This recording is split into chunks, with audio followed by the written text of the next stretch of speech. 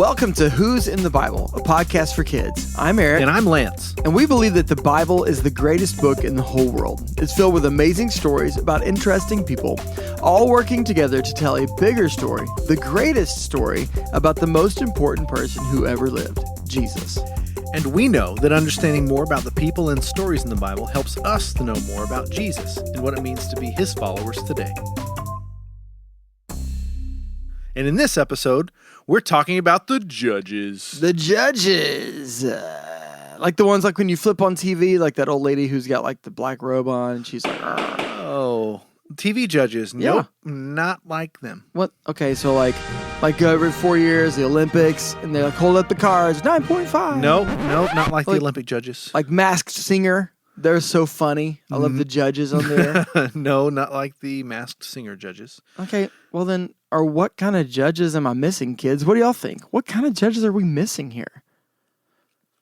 Well, if you remember, our last episode finished out at the end of the book of Joshua. Right. Joshua gave a speech to the people of Israel after they moved into the promised land, and he said to them, "Choose this day whom you will serve." That was good, especially with music underneath it. Cool. If you didn't catch the last episode, you should go listen to it. But we said the Israelites were left with this choice. Would they trust in God's plan, or would they do what they thought was best for their own lives? Aric, what do you think happened? Lance, when you say it like that, I got a bad feeling about this. You're starting to get the hang of this. Yeah. So I guess after Joshua died, the knuckleheaded Israelites didn't keep God first in their lives, and they didn't live as his special people. That's exactly right. And because they weren't living as God's special people, he allowed their enemies to come in and take over. So the people of Israel were oppressed again, kind of like back in Egypt. Oh, man. So what happened to them? What did God do? Well, when this happened, the book of Judges tells the stories of how God chose to work through some really unlikely people who would take out the enemy and restore the Israelites to himself. Okay. And those leaders, those people he would work through, were called the judges. So let's talk about these judges. If they aren't courtroom judges or reality TV judges or Olympic judges, what kind of judges were these people? Okay, just clear out your mind from everything you think you know about what a judge is. No problem. Done. Okay, next. Now here's what I want you to think about. Think about the President of the United States. Mm-hmm. But not the person. Oh. Okay, don't think about a specific president. Think about the job of president. So what is the job of the President of the United States? He is the leader of the free country. Mm-hmm. And, he does things for like the good of the people. That's his job. That's right. So the president leads the country for the good of the people. That's right. A really great way of saying it. Now, I want you to think about an army general. What is the job of an army general? Well, they're like the number one soldier. They're like top dude, keeping everybody safe, leading the army, fighting the enemy. Okay, now here's what I want you to do. Okay. Think about the job of the president as the leader and the job of the general as the top soldier. If you smash those two together into one, like one big General? Basically, yes. Okay. That's kind of what the judges were like. Oh. So when Israel would turn away from God, as they tend to do, an enemy would come in and kind of take over everything, and then God would work through this leader, soldier, general person to free the people? Pretty much. Oh. The book of Judges, so if in my Bible, and I know Bibles have different size printing and all that in it, but in my Bible, I counted it's 22 pages long, the book of Judges. But it records this pattern of Israel rebelling against God, being oppressed by an enemy, and then a judge being raised up, and then they turn back to God. And that happens 12 times. 12? 12 over the course of 300 years. So it is only 22 pages, but it covers a lot of history. So it sounds like these guys are kind of like these big adventuring hero kind of guys, right? Not exactly. The book of Judges is really gruesome. It describes some of the worst parts of humanity, and some of those worst parts show up in the lives of the judges themselves. Oh. Well, I expected these guys to kind of be like, like Moses or Joshua as great examples to the people of what it looks like to serve God and serve his people well. Well, you have no idea. These were some rough dudes. Well, Actually, there was one woman in the mix, and the rest were guys. She was pretty awesome. We don't have time to talk today about all 12 of the judges, but I thought we could at least tell a few of their stories. What do you think?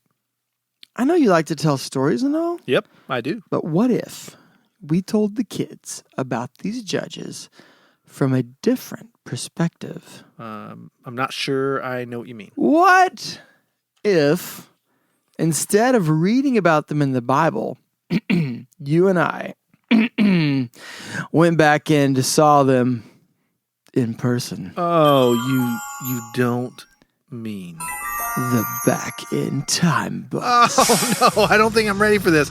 You mentioned it last episode. We should go do that. And listen, I'm not ready. I just ate a turkey sandwich for lunch. I do not want to see that again. Come on. Okay, it'll be great. Okay, like the whole app is updated. I've done a lot of work on this since last time. I admit, last time was a little rough. It was a little rough. This is a posh ride at this point, and But listen, this would not be like last time. Last time we went to Mesopotamia and we came right back.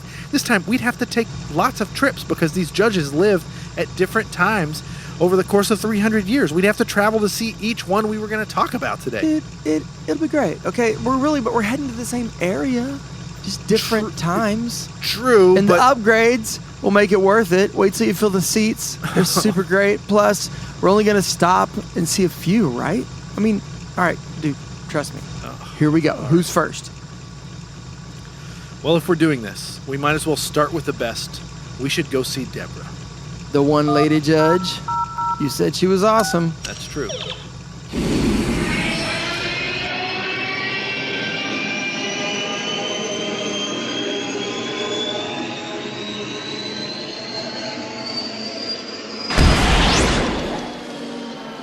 Oh, there she is. She looks more like a Deb or like a Debbie. Kind of chilling under that tree over there. That's the tree of Deborah. I wondered what that looked like. The Bible says that she would sit there and the people of Israel would come to her for wisdom and to hear how she would help them make decisions. This reminds me of my wife at our house. She likes to sit by the window in the front and just look at her hair for hours on end. And then the kids come in there and they ask her about stuff. Yeah, and she just deals out wisdom. She makes decisions. Do you guys call that the window of Glenna? The window of Glenna. Okay, well, listen, this is only one part of Deborah's story, and it's a really cool part. I'm glad we got to see it. But at this point, the people were being oppressed by the Canaanites. But later in the story, she helps free them, and I kind of wish we got to see that part. Oh, we can see that. We got the Back in Time bus now, complete with cruise control. What? We can cruise right through her life into the good stuff. Check this out. I have a bad feeling about this. Here we go. Okay, now who's this guy? Oh, man, that guy is Barak. I always wondered what he looked like. Deborah is right now asking him to lead the army to kill Sisera, who is the leader of the Canaanite army. Oh, man! Check out this battle. We should stay in the bus. It looks a little bit dangerous out there. It definitely looks dangerous, especially because at this point in the battle, Sisera just escaped. The army is out looking for him. Dude, we can find that guy. Hang on. Is this him? Oh, man. The guy who's extremely dead over here? Yeah, that's him. You see that lady there? Yeah. He hid in her tent under a rug, and while he was hiding, she killed him. This is a murder scene, Lance. Murder scene. It is. We should leave. Like right now. The cops are probably on their way. They're going to put up the yellow tape. We got to get out of here. Where are we going next? Okay, well, next on my list is Ehud. Ehud, the left-handed warrior, as he's described. The left-handed warrior? Yes. Let's get in the bus and talk about this. Okay. So, why left? That's odd. Yeah, I mean, it just gives that detail. Okay. You're going to learn about that in a minute. I'll explain it. But listen, this time, where we're heading to Ehud, the people of Israel were being oppressed by this guy named Eglon, who was the king of Moab. Okay. Who led the Moabites. We're going to learn about them actually in the next episode. Ooh, cool. But Eglon is a bad dude. He has maybe the worst or the best description in all of the Bible. Okay. The Bible says very, very clearly, Eglon, the king of Moab, was a very fat man. Next time your parents say, you need to memorize the scripture, you should memorize that one. All right, Mom, I got one. It's out of Judges. It Eglon. says, Eglon was a very fat man, kind of like my uncle, your brother, something like that. So that's pretty blunt, kind of direct for the Bible. It's important for the story, though. Oh, wait, here we are. Oh, man. That dude is huge. Oh, he is to fat what Goliath was to tall. Oh, look, there's Ehud. Okay. Do you see him? Yeah. He brought this gift to the king.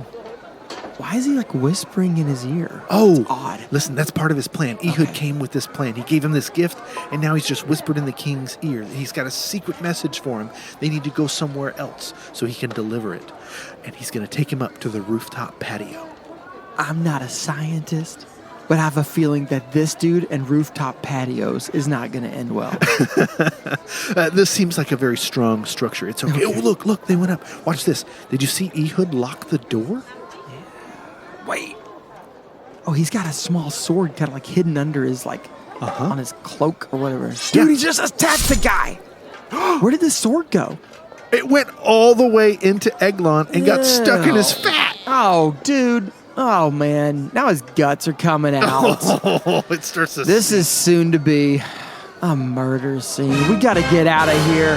Yeah, let's go. Okay, where to? Come on, quick. Okay, how about Gideon? Gideon? Yeah, let's head to see Gideon. At this point in history, the people of Israel were being oppressed by the Midianites. I don't care who they're being oppressed by. We got to get out of here. Yeah, well, let's go see Gideon. Okay, I hope this works out better. Hang on, you're going too fast. Slow down. You sped right past the good part of his story. Oh, yeah, was that him? Yeah, that's him. The guy killing Israelites? Yeah, his story starts out okay, but it does not go well. Dude, this is just another murder scene. We're going to keep going. We got to get out of here. Okay, well, let's keep going. Next on my list is Jephthah.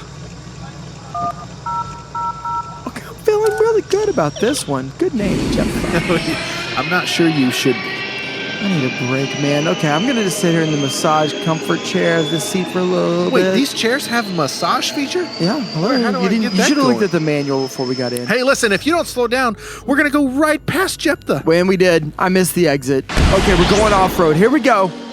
Ugh. This must be later in his story.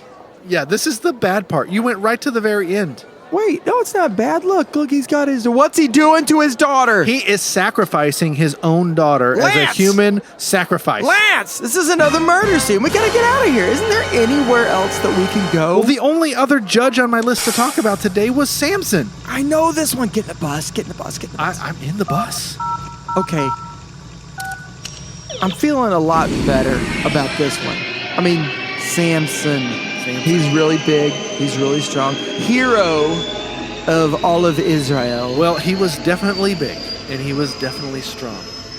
But Samson was no hero. Yes, he was. He was not that bad, too. I'm not, I mean, I remember hearing cool stuff like he took a jawbone of a donkey and killed 300 guys. Yeah. And, he's a prankster. He tied some foxes' tails together. And, yeah. It's kind of awesome. Listen, sometimes in children's Bibles, they just share some of the story and they don't give you all of the details. Samson was not a great guy. He broke lots of vows that he made. He broke vows to his parents. He broke vows to his wife that she would be the only woman for him. And he had actually other women. And worst of all, he broke vows to God. Well, that's a big third strike. Yeah. So, let's just go straight to the end then. I can't handle any more emotions right now. This is tough. Well, listen. Here we are. This is the end of Samson's life. There he is. He's standing against that pillar all chained up and blind. Oh, well, so this isn't exactly a retirement party. But, I mean, this isn't so bad. It's a nice party. It is a nice party, but these people here at this party are Philistines. These are the enemies of Israel. Oh. Wait, what does Samson do with his arms? Up against the pillars. What's he doing? Oh, my goodness. Hey, back up. Let's go. The building's crashing down. All these people are being crushed. That makes this a multiple murder scene. And we got to get out of here.